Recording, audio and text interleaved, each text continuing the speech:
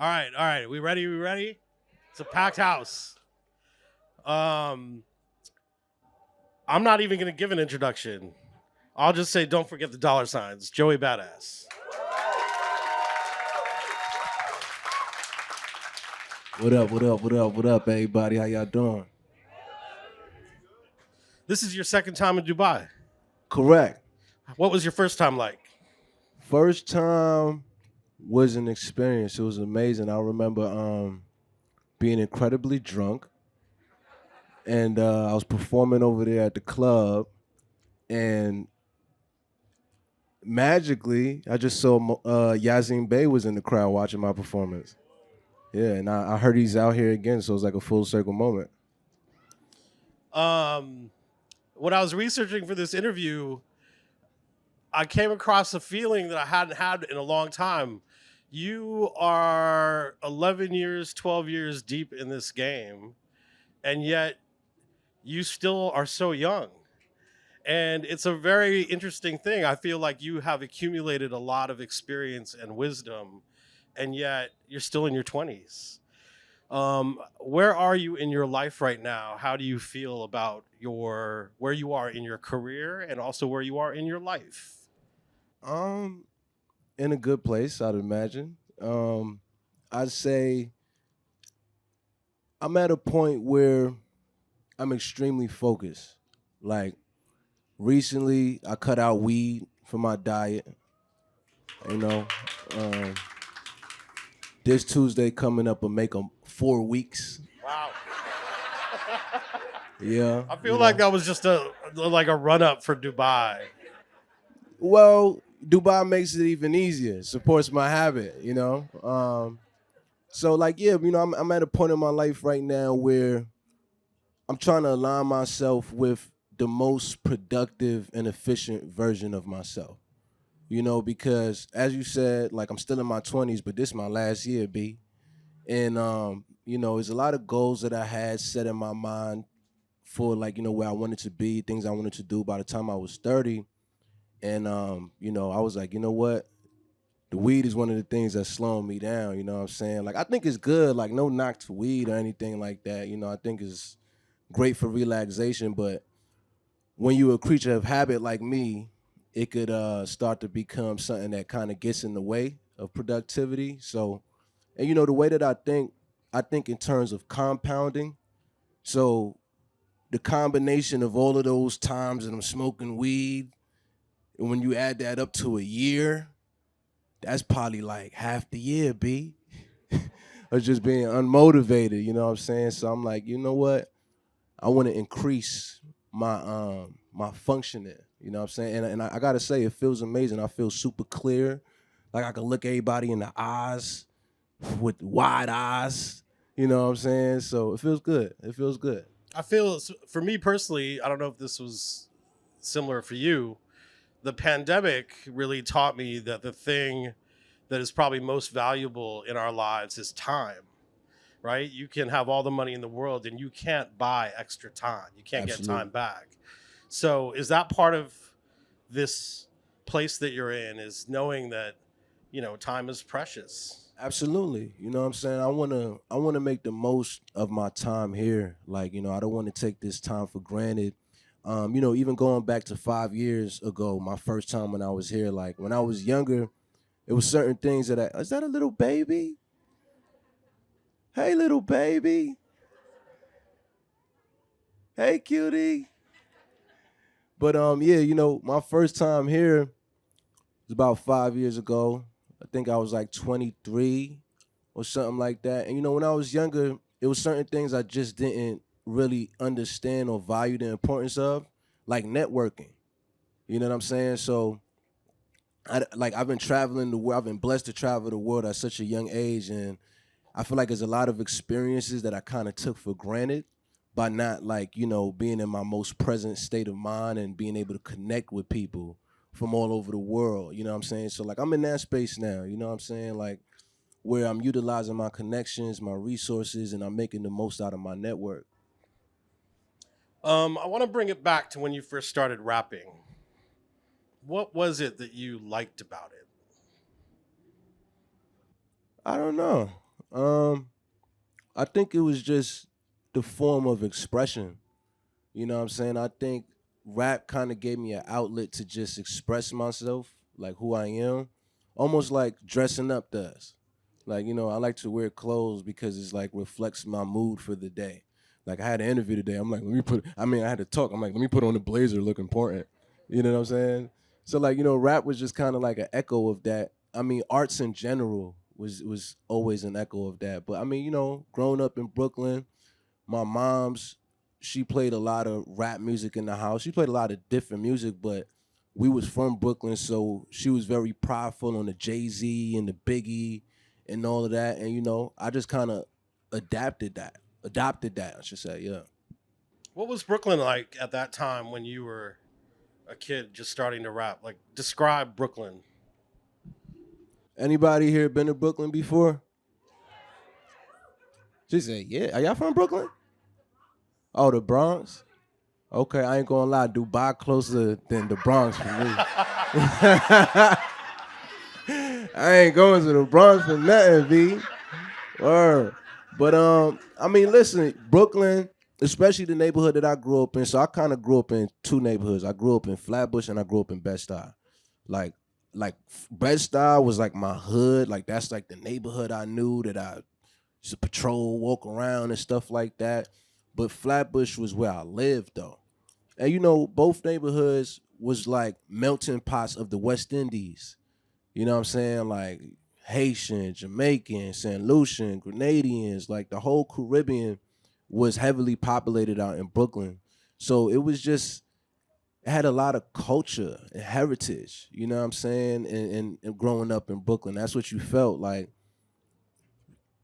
cars driving by, blasting reggae music, blasting soca music, blasting rap music, you know what I mean? It was just Brooklyn's a very colorful place.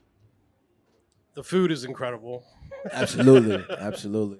The food is incredible Better than the around Bronx. in Flatbush. Who were your favorite artists at the time when you were just getting started? Who did you try to emulate, or who did you want to sort of incorporate in the? When you first start out, you sort of mimic your heroes a little bit. Who were they for you? Definitely Jay-Z, MF Doom, Biggie, Tupac, um, Nas, Lil Wayne. Um, yeah, just name a few. Tell me about Pro Era and Shit, Little Bow Wow. I mean, like seeing Little Bow Wow at a young age just made me feel like I could go get it too. You know what I'm saying? Like it inspired me as a kid. Like I felt like there was no limits to me wanting to pursue a career in the arts. So I gotta shout out Little Bow Wow for sure. tell me about Pro Era and your crew that you formed at a high school. What the idea of a crew feels like. Man, where do I start? Like, so when I got to high school, so growing up in New York City is this, right? Like I kind of always knew what I wanted to do when I was a kid. I always knew what I wanted to be. Like I knew I wanted to rap and I knew I wanted to act. However, there was no schools that specialized in like rap programs, like how to be a better rapper. Like I want to major in that. You know what I'm saying? So when I made the choice to go to high school, I decided to pursue the next best thing for me, which is acting. And I got accepted into this school called Edward R. Murrow. And I got accepted into the theater program. And going there is where I met like most of my homies from Pro Era. Some of them I kind of already knew just from middle school and just from growing up in Brooklyn, but it's where I met Steez, CJ, Nick. You know what I'm saying? And we kind of just all found each other some way because we used to rap a lot in the hallways, like during on like our off periods or sometimes not our off periods. We were cutting class, but yeah, it just kind of happened like that. We would see each other.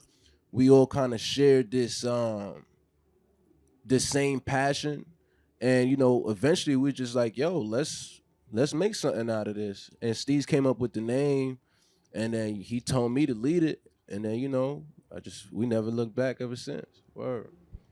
Um, because we're celebrating Hip Hop 50, I've always been fascinated by the idea of crews throughout the history of hip hop, right? And I always loved crews. For me, it was Native Tongues, right? Tribe, De La, Jungle Brothers. I always liked the power that came from not just one but many. Did you feel with Pro Era, like what were your ambitions as a crew? We wanted to take over the world. Ambition was world domination. You know what I'm saying? Literally, like that's what we would talk about. Like we wanted to touch the world with our music, and we were very big on spirituality. You know what I'm saying? And we wanted to spread that within our generation, like meditation and what chakras are, and just empowering yourself and taking yourself to the next level. Like we was all about that. That's what we wanted to spread. Word. Where did that come from? Because that's not your typical. That's not typically embodied in hip hop music. Well, that came from the big homie Steez. Steez was the spirit. He was the spirit and the soul of the group. And like Steez was the first person who I met in my life because I've never been a follower. Never. I was a born leader. Like for real. I never followed anybody. But when I met Steez, I felt like he was an older version of me. And like literally when I met him, it was like a voice in my head, like intuition that was like, this is somebody you can follow.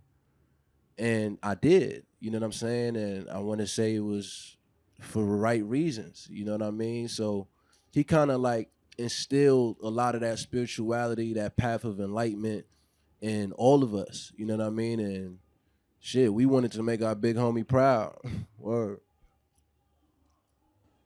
I want to switch to acting. I didn't know that you always wanted to be an actor. Where did that come from? Um, I guess it came from like growing up watching TV, like you know seeing Tupac do it was very inspirational for me because I always felt like I could do the same thing. I'm like, yeah, I want to be able to rap and act like on high levels. And then Will Smith too. You know what I'm saying? Like watching Fresh Prince of Bel Air growing up definitely inspired me. I was like, one day I want to have a TV show and shit like that. Yeah. What was the theater program in high school like? Did a program in high school. It was like this, actually. Like we had a room just like this. It was like all blacked out, and this was kind of like the stage in the middle. And it was cool. We would do a lot of improvisation. Am I saying that right? I haven't said the full word in a long time. Just improv. But yeah, we do a lot of that. But I'm not gonna lie, I got kicked out of the program after my second year. One, because when I went to high school, it was the first time that I was around white people, and it was a culture shock for me. Like, I was one of three black kids in that theater class, and the two other black kids, like, they've been doing it since elementary school. So for me, I just really couldn't keep up. You know what I'm saying? I mean, I didn't really want to keep up because another requirement to be in that theater class was you had to do musicals and ballet. And I wasn't trying to do none of Right. that. That's why I was asking the I wasn't trying to question. be like, la, na, na. I was like, nah, get me out of here, B. Get me out of here. I just wanted to act. You know what I'm saying? Yeah, I mean, I guess the it takes you out of your comfort zone, which is kind of the point. But Yeah, like, I ain't gonna lie. Like, I know what the first position is, second position, and I know all of that shit because of theater class. Word. how did you get your first big acting break? My first big acting break came from a man named Sam Esmail. And by the way, he got a new Netflix movie that just came out yesterday called Leave the World Behind. You guys should all check that out. My song is actually in the intro. So watch it so I can get those sync money, y'all. But it's also a great movie. He's a genius. But yeah, so my first big break came from him. He had this show called Mr. Robot, which is an absolute crazy show. Anybody seen Mr. Robot? Beautiful, fucking amazing show, right? And he had created this character in his head. The character name was Leon. And it's a funny story, right? So I don't appear in the show until season 2, and then I'm in it throughout the whole way. But when I came on to season 2, well, actually, I didn't find out until we were done shooting the show. So it was like 5 seasons, I believe. And he did an interview with Billboard. And in the interview, he said that the character Leon, he had it since season 1. But it was only one person in his mind who could play it, and it was me. Because he was just a fan of my music. He never seen me act before. Like at that point, I've never acted in anything. But something told him intuitively that I was just the guy for the role. So I remember going in for the audition for this role, first time ever auditioning for like anything in my life. And I do it, and I thought I did a pretty good job.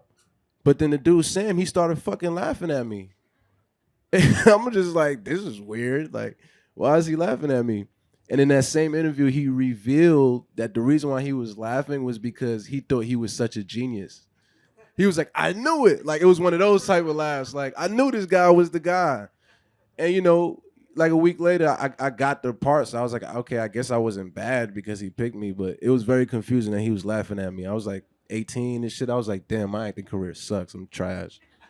I mean, I rewatched. I watched Mr. Robot the first time when it was out. I rewatched a couple episodes in preparation for this interview. Your acting is tremendous in that show. It does not feel like a first time acting gig. Well, I tell you what, my first scene in television was alongside Rami Malek and Christian Slater. So, in other words, I had to be good. I had no choice but to be good. You know what I mean? And I want to say, like, there's this unique thing that happens to determine people who are paired against people who are like better than them or more excelled than them or more experienced than them. Because what it does is it just brings you up. It's like, I got to, like, if the bar is here, I got to at least meet that or greater. And that's what they did for me on my first scene ever. You know what I mean? Like, it set me off, to say the least. What did you like about the character of Leon? Oh man, I love how mysterious he was. He was just mysterious and just cool and funky, and he loved Seinfeld. I thought that was so tight, and but he was also a killer too. Like he was cold blooded, but you would never expect it. Did you know the fate of the character when you signed up to be the character, or did that reveal Oh itself? no, no, no, no. I didn't know anything about anything. I was just like, these are my lines. Okay, cool. I'm gonna do them. Like I don't even want to know what happens to the character because I want to stay present in whatever's happening in the moments. You know what I mean? I remember like there was this one scene, and I remember Sam. He was the director and creator of the show. I remember him yelling at me. He was like, "Joey, I need you to. I need like it was the first time I had to show aggression on the screen." And growing up as somebody who had anger issues, it was hard to actually act that out. But I remember he said something to me. He was like, Joey, pardon my language, but your girlfriend just got fucked. Like, be upset. And when he told me that, it struck a nerve. And I was like, I'm about to smack the shit out of you.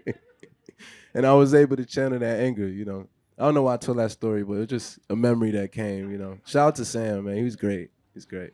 But that is interesting, right? Like the craft of acting is so different from rapping, or is it? Like, what is the distinction for you creatively on a set versus when you're writing a song? Well, they're similar in the terms of like expression, right? Like you get up there and you're performing. It's like a stage. However, acting is way harder than rapping, in my opinion. Just like what comes with it is like full days, terrible food. Like I'm talking about horrible, like worse than school lunch type of food. It's crazy. I'm like, you would think they got all this money on the music production. You would think they could afford a chef or some type of catering service. It's like garbage. Um, but it's like it's a real commitment. You know what I'm saying? Like you have to literally like if you're number one on the call sheet, and what that means is like being the lead character or being like The scene is built around the that scene is character. built around you. It's very taxing on just you as an individual because you as an individual is non-existent in that moment. Like, I mean, I tell you what, my first day on set, like ever, that same scene with Rami and Christian, that was a 13-hour day, 13 hours on set, and I had to do like 5, 6 outfit changes. Did I mention the food was terrible? Yeah, and right then I was like, wow, this is different. This is different because it's like with rapping, say you on tour, right? The big event is the nighttime.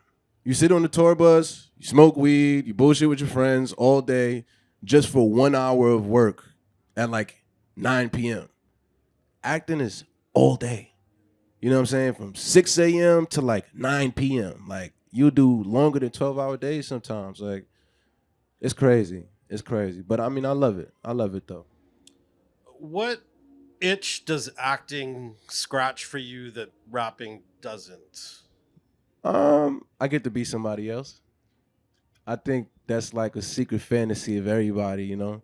If you could be somebody else for a day, like, what would that feel like? You know what I'm saying? Because sometimes we want to escape the confines of our own reality, you know what I'm saying? And just become a whole different person. So to me, that's the fun part. Like, my character, Unique in Raising Canaan, such a fun character to play.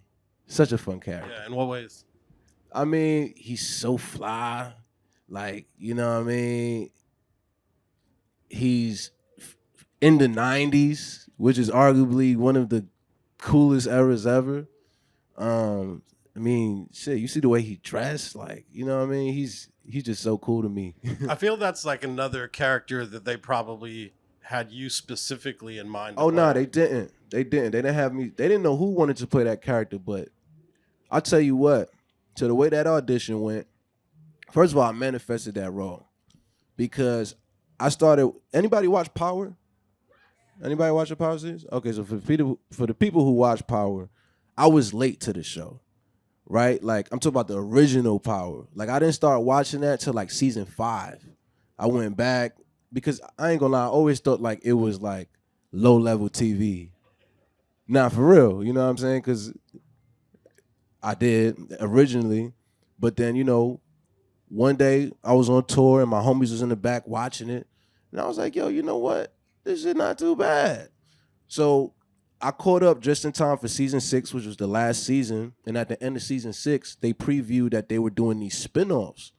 So I was like, yo, I would love to land a part on one of these spinoffs. And I remember 2019, December 2019, like, usually in December, I like to write my goals and manifestations for the next year. And I remember writing down, like, land the role. And to me, the role at the time was like Unique. But I didn't know. Because you know what I'm saying, I didn't know what the spinoffs was gonna be based about.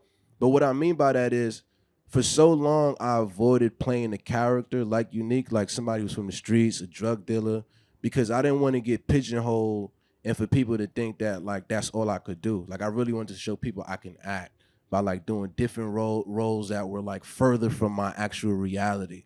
You know what I'm saying? So January 2020 came, and an email came through as an audition for what was Raising Canaan now, and it was for this role of Unique.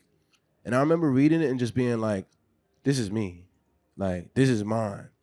But the funny thing is, I didn't even study my lines until I got to the building. I mean, I'm like that because I'm a rapper. It's very easy for me to take in lines. Like the way that I act, I kind of don't worry about the lines. I just kind of worry about what's being delivered, and then I play on that, the emotion. You know what I'm saying? And like whatever the goal is that the character is trying to say. So I went up there. I did my audition within like 5 minutes of learning the lines, and I remember Sasha Penn, who's the creator of Kanan. He was like, "Would you cut your dreads?" And I was like, "How much y'all paying me?" And the rest was history. The rest was history. How do you? So you played the lead in a short called Two Distant Strangers, and what I loved about that is the first time I saw it, I didn't even realize it was you. Everybody says that. And it's because of the way you. I mean, you talk about wanting to play different types of characters. You're playing someone who's sort of a nerd, right? Ambiguously, designer. I think it was the character, right? Yeah, he's like a graphic designer. And I just thought it was fascinating that you were able to blend into this character without being Joey Badass in this short film. Talk about the making of Two Distant Strangers and why you participated in that and how you became that character. So it's funny, right? This is an Oscar-winning short, by the way. This is an Oscar-winning short film. So Man, the way that came about, I just gotta say that was God, right? Because there was this man named James Samuel. He's the creator of The Harder They Fall and the new movie that's coming out, Book of Clarence. And he wanted me to be in both of them. But Unique got in the way, Kane, and my shooting schedule never aligned. But he called me, and this was in the middle of the pandemic, like the first year, 2020. And he called me in like June of 2020. And he's like, yo, my man got this script, he got this role, and I told him it's either you or Damson Idris for the role. But he was like, I'm telling him it's you. So I get on the phone with him, and literally I got the role just over FaceTime. Like we just talking, we chopping up. I didn't audition or It's anything. very pandemic era. Very pandemic era type of style, right? But when I once I read the script, I was a little bit reluctant because I just felt like, I've really been involved with like police brutality situations, and where I was at in my life, like the pandemic really pushed me closer to like my spirituality and just my peace of mind. And where I was at, I was like, I don't know, I feel like a role like this is kind of gonna emotionally disturb me a little bit, which it did, because I had to be body slammed, like I had to reenact situations I've actually been in, and it was a little traumatic. You know what I'm saying? Like I remember at one point we were shooting, and it was one of those scenes when the police was on top of me and my face was on the ground, and there was a black man driving by, and he was like, "Yo, brother, you good? You okay?" And I'm like, "I'm good." It's a movie. But like that's how traumatic the experience was. Like even people who were just passing by was like, "Yo, what the hell is going on?" But all in all, I'm very glad that I took the role because look where it brought me. It brought me to new heights, and it told a incredible story. Shout out to Trayvon Free, who's the creator of that short. And yeah, man, it was a brilliant opportunity, and I feel like it was another opportunity that like expanded my range as an artist. Like you said, you even know it was me. You know what I mean? That those words right there, when people are surprised that it's me who did something, I think it's very few words that bring me so much joy. Like I love when I play a song for somebody or like they see me in the road. It's like, yo, I didn't even know that was you. Like I love that feeling because that just tells me that, wow, you didn't know I could do that. You know what I'm saying? Like, I would say it's not that. I think a good actor is when when you see the character, not the actor playing the character, right? Yeah. Now, twice you've mentioned this, and so I do want to ask this. You mentioned that when you were playing Leon, there's this scene that sort of touched up against, these issues that you had with someone in your world who had anger issues. And then with Two Distant Strangers, there's a scene in this film where it's touching up against trauma that you have experienced personally. How, as a creative, do you confront that barrier, and then how do you get past it? very great question. I gotta say, I'm still learning. I'm learning as I go. But what I do like to do, what I try to imagine, is turning my pain into power, using it as like some type of battery or some type of fuel to, give me what I need to push through whatever the barrier is, right? You know what I'm saying? And yeah, like, with Two Distant Strangers, that's ultimately what it was. Like I had to start therapy after that. Like right after I finished shooting Two Distant Strangers, I got into therapy for the first time in my life, and I'm still in it. I've been in it ever since. And by the way, therapy is good. People should definitely, you know, absolutely. It's done wonders for me. You know what I mean? Like having somewhere to dump your emotional energy and to somebody who's emotionally what's the word, like not emotionally invested into you is a very great outlet. You know what I'm saying? So I forget the question, but I hope I answered it. I do want to actually get to the therapy, but I have a couple questions in between. Um, Last year you released an album called 2000, which is great, and but it was 5 years in between albums, and I know you had acting gigs in between. Um, but it also felt like you needed to live a bit of life before you had something to rap about. What was that 5 year period like? Why did it take so long, and what happened in those 5 years? Well, the pandemic happened in those 5 years, so it's technically like 3 years. Okay. You know what I'm saying? We can't count those 2 years of the pandemic because I feel like I would have came sooner if it wasn't for that. But man, I gotta say, it was just discovery. I was just trying to figure it out. I wanted to understand what path I wanted to go down. Like I was doing a lot of experimenting with my sound, with myself, and just it took me 5 years to decide, ultimately where I was comfortable at, where I wanted to express from. Like also in that gap, I was very depressed.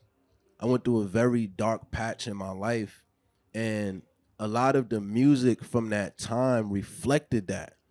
So by the time I climbed myself out of that rut, I was like, I got to make a new album because I don't want to drop this depressing music. You know what I'm saying? I'm not there anymore. It's not what I want to express to the world. It's not what I want to communicate to people right now. And ultimately, that began the journey of 2000.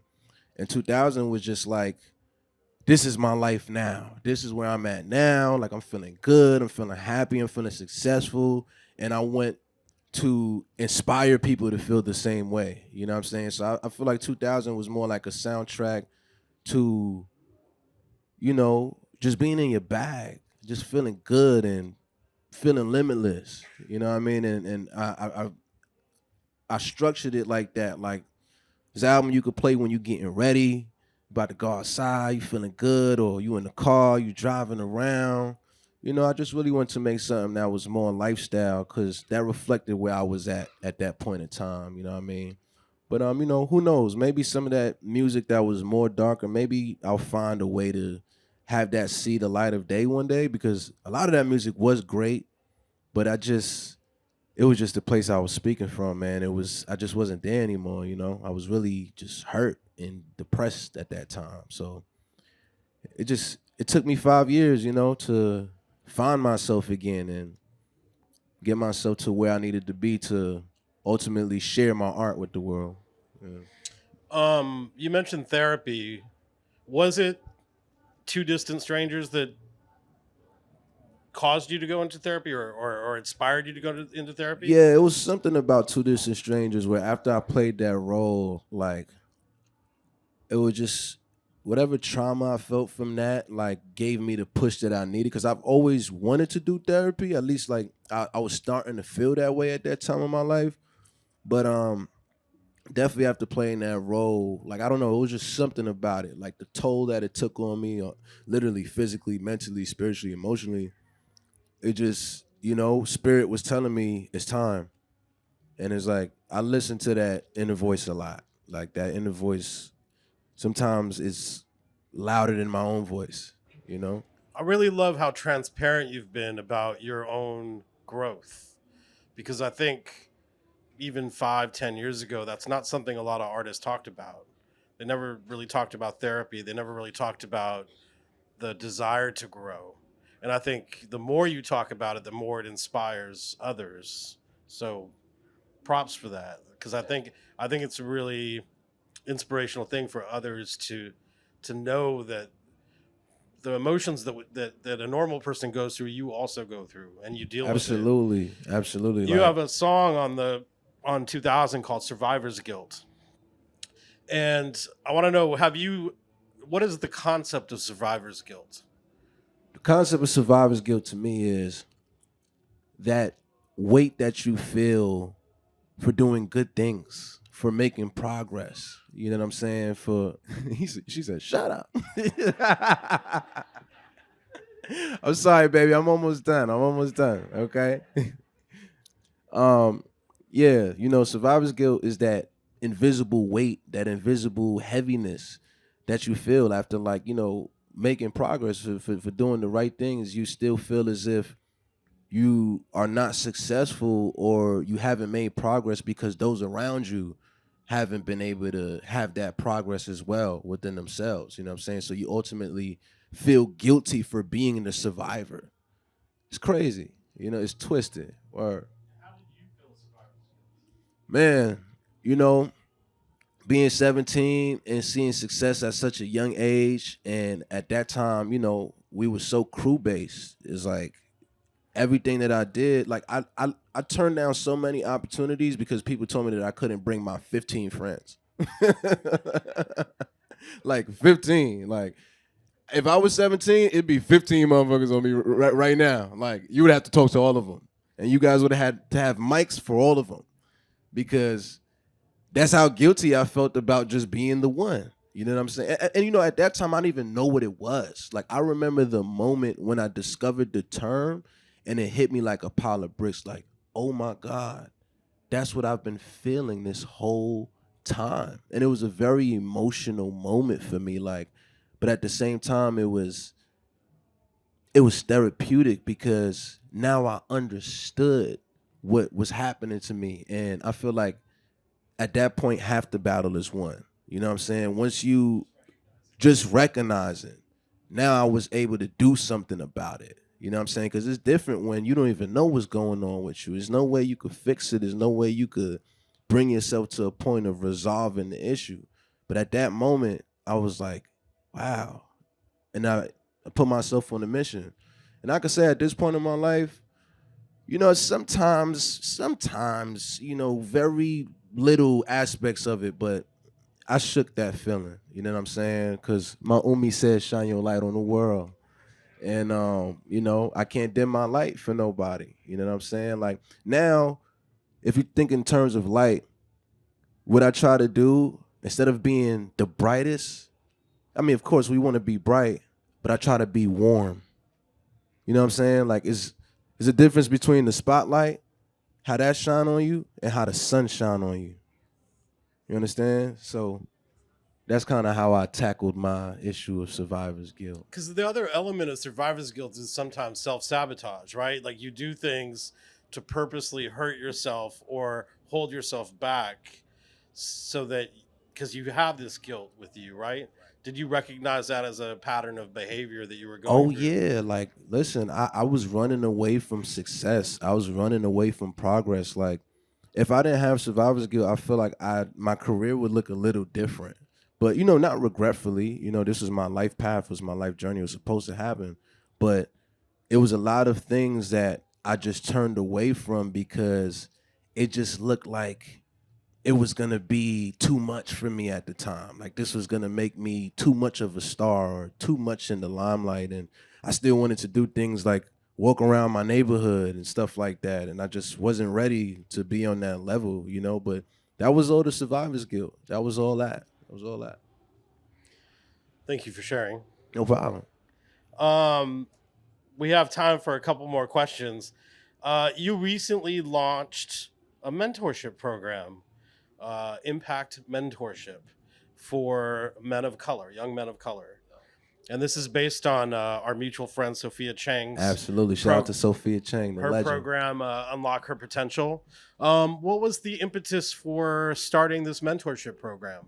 Like, why was that? Why is mentorship important to you? So, interestingly enough, Sophia is somebody who I looked at as one of my mentors for a long time now. And I've been a part of her mentorship program, which is a program for women of color. I've been a part of that program for like 3 years. And I've seen how mentoring, my mentoring was able to have such an impact and influence on somebody's life. Like the first girl I mentored, she wants to be an artist and a model. And then I remember, and that was like 3 years ago. And I remember earlier this year, I was walking through the mall by my house and I saw her face in the store. And it was such an emotional moment for me because I'm like, wow, like all of those conversations that we had, just like me taking the time to share information, to share wisdom, was able to propel somebody forward. You know what I'm saying? Like I felt like a proud parent. it was so cool. But the reason why I started my program is because once I announced that I was coming back on board for Sophia's program this year, I put it on my page and then I saw a lot of comments. It was like, yo, why is there nothing like this that exists for men? And that shook me a little bit. I was like, you know what? I'm going to create it. So I got on the phone with Sophia and I'm like, yo, we got to do we got to do the man side now, and we put that together in like 2-3 months. I actually just got a text from Sophia. Swiss Beats was the last person to pick his mentee, so now all of the mentors have selected their mentees, and we moving forward. The 2024 program is looking strong, and I'm very excited about it. And it's something that I plan on doing for like the rest of my life. You know what I mean? Like, word. Yeah, I just finished my first year as a mentor in Sophia's program, Oh, tight. and it is incredibly rewarding. And I was very happy to see that you were starting your program. What is your? You have some pretty high profile mentors, Jalen Brown, Swiss Beats. Um, what was your pitch to them to get them to participate? Man, I'm glad you asked that because this was the first time in my life. Like, remember when I said that I'm at a point where I'm utilizing? Yo, why the temperature keep changing in here? It's like it was just hot, then it was cold. They just built this last It's week, so hot I think again. yeah. Like, should I just have one arm out, one arm in? Anyway, like I'm at that point in my life, like I said, where I'm utilizing my network. This program was the first time that I did that. I saw that in action. I've always known all of these people for years, right? But it was always just on some, okay, I see them outside, like, yo, what up? What up, Swiss? What up, Jalen Brown? What up, whoever it is? Because I've just always been that type of person where I just stay in my lane. You know what I'm saying? Like, I don't go where I'm not like feeling that gravitational pull. You know what I'm saying? If I'm feeling magnetized, then cool, I'll be over there. But if not, I'm just like a hey and bye kind of dude. You know what I'm saying? But when I started the program, I decided I'm like, yo, you know what? Let me reach out to all of these people who I've always had like, solid connections with or whatever. And surprisingly, nobody told me no. And that was such a reassuring feeling for me because, you know, it's always, we all got a way that we view ourselves, but then there's the way that other people view you that you're not always aware of. And in that moment, it showed me that like, wow, like people hold me to such a high standard, like to such a high level. Cause the fact that I was just like, yo, let me get 12 hours of your time. By the way, we've never even spent 12 hours together, but give me 12 hours of your time for free for this program that I'm doing just for my heart. And everybody was just like, I got you. I love what you're doing. I want to be a part of it. I got you. And that gave me a new strength. Like, I'm not going to lie. It made me feel even more limitless. You know what I'm saying? Because I've never done that before. I've always been a person, it's hard for me to ask for help. You know what I'm saying? But I encourage you guys to try it because you'll be surprised at how much people actually would love to help, especially if you're aligned with a good cause. Well, I am. I love to see it. Like really, truly, your transparency, your honesty, your openness, your growth. It's an incredible thing to see, and I think all of us are, excited to see where you take this in your career. So, thank you very much. Thank you. Give it up, Joey Badass.